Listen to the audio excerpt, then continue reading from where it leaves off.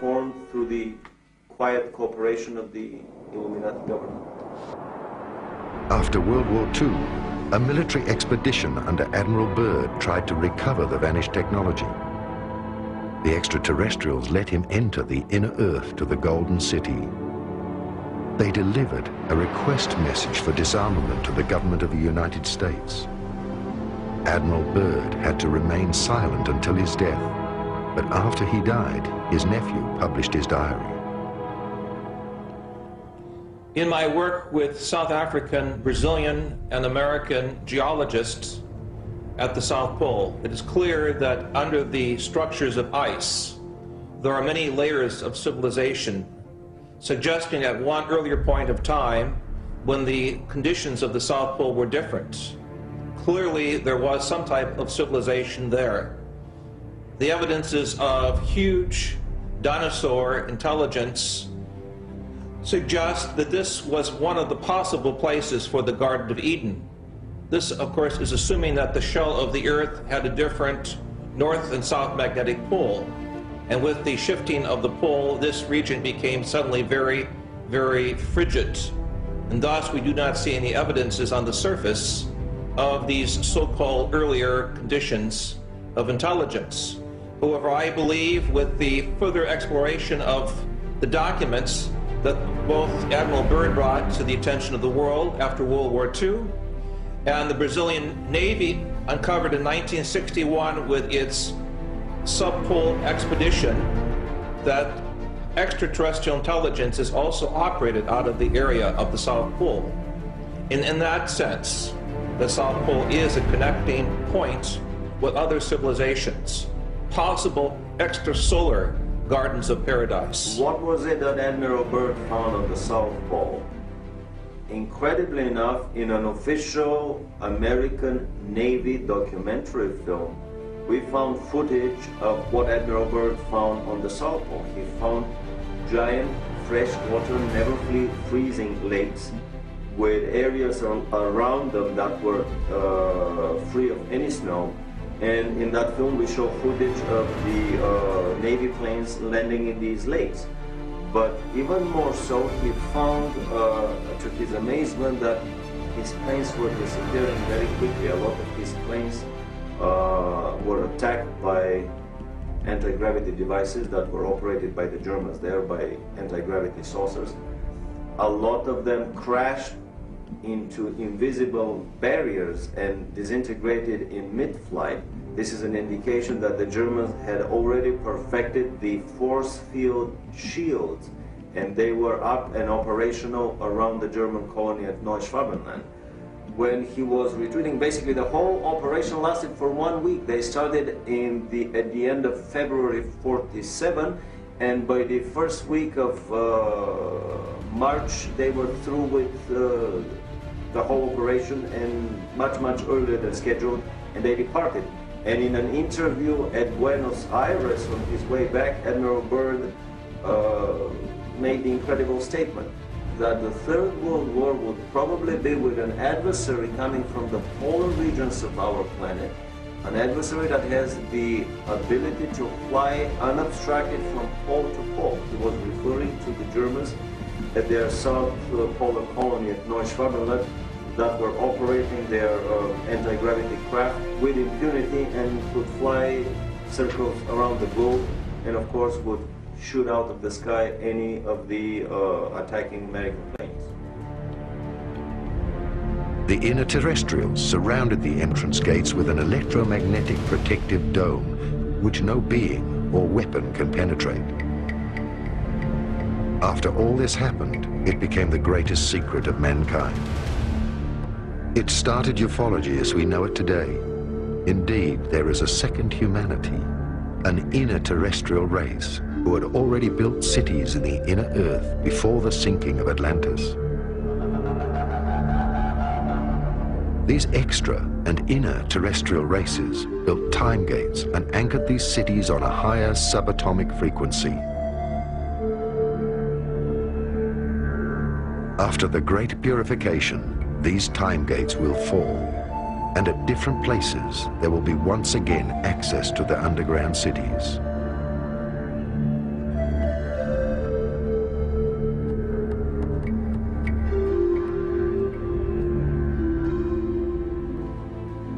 1961, the Brazilian Navy was conducting a series of experiments in the Antarctic. According to one of my colleagues who was in one of the naval ships, suddenly out of the ice packs, a large spacecraft emerges and takes off vertically at a terrific speed, shocking both the American and the Brazilian naval forces that were there.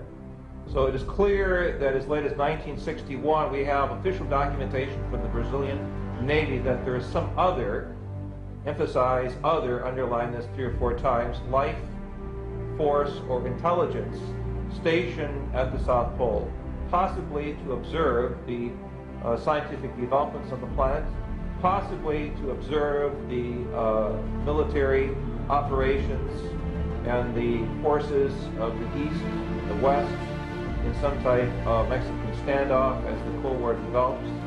We have clear documentation from other sources and other South American governments that some technology that is not human-based is there. That is to say, some type of higher evolutionary experience is there, and this is the next chapter of our quest. Why are they here? What do they want from us? And do they, namely the higher or alien intelligence, have, as it were, some type of directing mechanism both for the U.S. as well as for the Soviets as to who goes into space and who conducts, as it were, the next evolutionary round of space development? These are key questions that we must resolve. Also, gigantic cities of lights will descend out of their orbit to selected areas and will be anchored on the Earth. Right now, people who have reached a certain level of consciousness and are once again connected to the cosmic monad are drawn through their intuition to places chosen by the spiritual hierarchies in order to anchor the cities of light above these areas. These sites are absolutely secure. The Space Brothers and the spiritual hierarchies have created the so-called Islands of Light, where the Earth's frequency was increased so that all human beings and light workers can find each other on that level. Such areas are recognized by the fact that they attract an especially high number of people dealing with higher knowledge. These places have a higher grid anchorage. They are places of power, activated chakras, entrances to inner Earth, and a present UFO surveillance. The Space Brothers are going to pay special attention to these areas when the cataclysms begin, because that is where the seed for the new mankind will be found. That is where the first contacts will occur on a physical and telepathic level. Many small and large centers, shelters of peace, will be established by spiritual people who live together, who work on themselves and teach others. To the new mankind, these sites will be study centers and the new initiation centers for the Universal Brotherhood.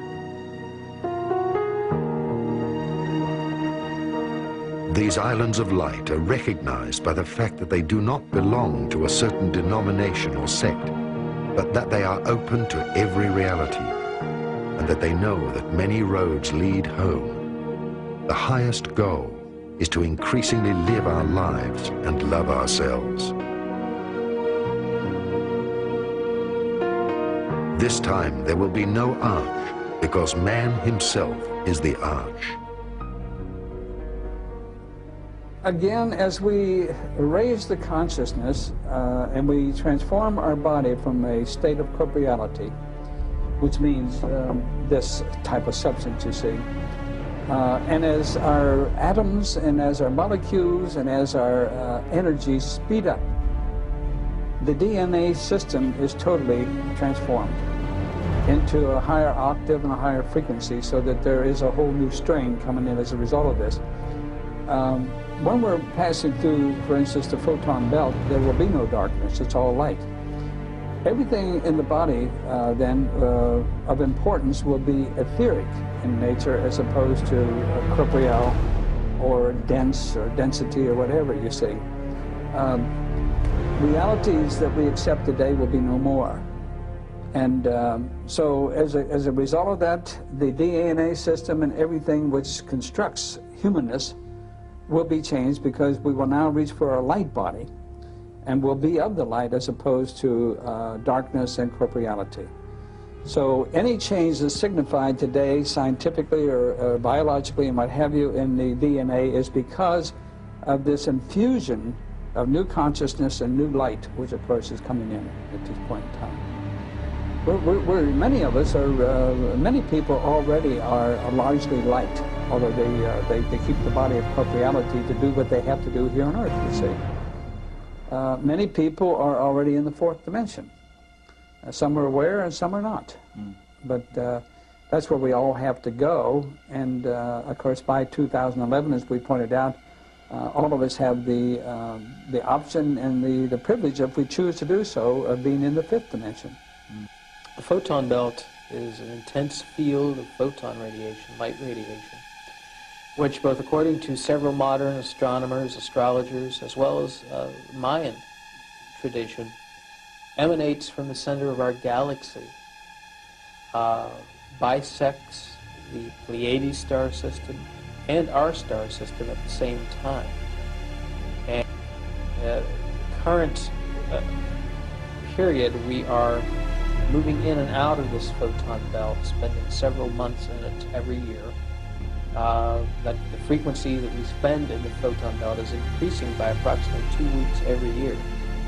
And according to the calculations of the Mayan calendar, around the year 2011, 2012 AD, we will be fully within the photon belt, and we will remain within the photon belt until around 4000 AD, according to the current calculations.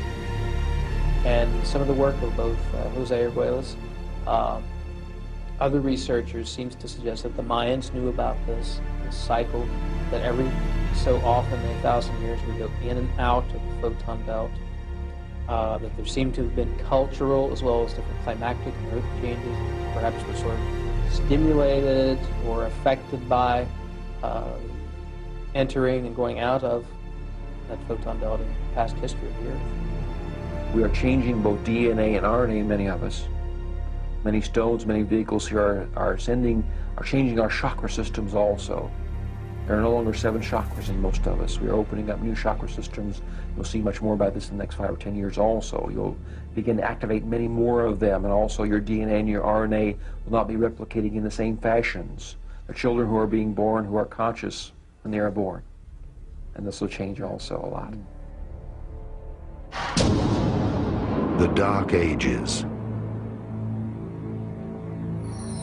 During the rule of a dark age of separation, all knowledge that is passed on and all instructions are tainted. Every religion, for instance, is a sect, a separation from the real divine inner truth of life. Religion is something that happens in God's holiest temple. Man himself in the depth of his heart and in communication with his divine inner self. Throughout the Dark Age, countless fallen sun cosmologies who have dogmatic religious views reached the earth and became our religions. They represented the climax of separation from oneself.